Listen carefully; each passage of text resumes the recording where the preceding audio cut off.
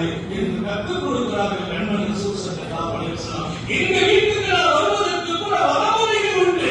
அப்பதான் நான் நிம்மதியா வாழலாம். இல்லை என் மனைவி மேல எனக்கு வருத்தம் உண்டாயிடும். நம்ம வரும்போது அவங்க கோணம் சரியில்லை, சூழ்நிலை சரியில்லை, நம்ம மனசுல அவங்க வேற ஒரு வெறுப்பு ஏற்படும். அதனால் அந்த சூழலை தவிர்ப்பதற்கு நீங்கள் வருவது அவர்களுக்கு அறிவிக்கப்பட வேண்டும். அதுவும் இரவு நேரத்தில் விட்டைக்கு வருவதை தவிர்த்துக் கொள்ளுங்கள்.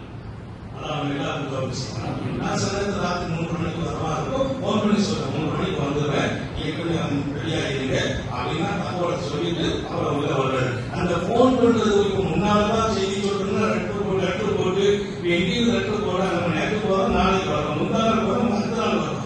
நம்ம லெட்டர் வந்து சேர்ந்து நம்ம வந்து தான் எழுதணும். இப்போ அதான் லேசாகிட்டாங்க போன். உறவுகளை அழகுபடுத்துவதற்கு பெருமானாருடைய அழகான சூழல். அவங்களை போய் ஒரு சந்திக்கு சலாம் சொல்லுங்க, சந்திக்கவே முடியாட்டா கூட ஒரு போன்ல ஒரு சலாம் சொல்லிடுற ஒரு வாய்ப்பு நிறைய இருக்கு.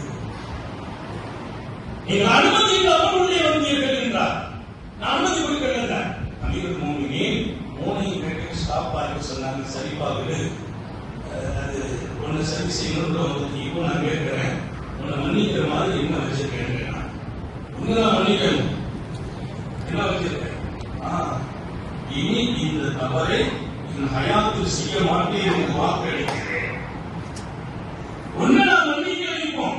என்னை எந்த 3 விஷயத்தை சுட்டி காட்டி விட்டார். நான் உன்னை மன்னிக்க நினைக்கிறேன். உனக்கு என்ன இருக்கு? நான் தவறு செய்யல.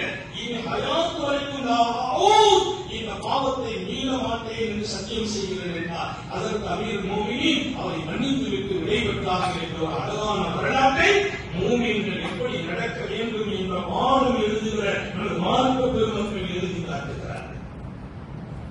அதனாலே இந்த வாழ்க்கையை நாம் ரொம்ப அழகாக்கணும். அன்புடைய ரசூல் ஸல்லல்லாஹு அலைஹி வஸல்லம் நீங்கள் உண்மையில் மூமின்கள் அல்ல.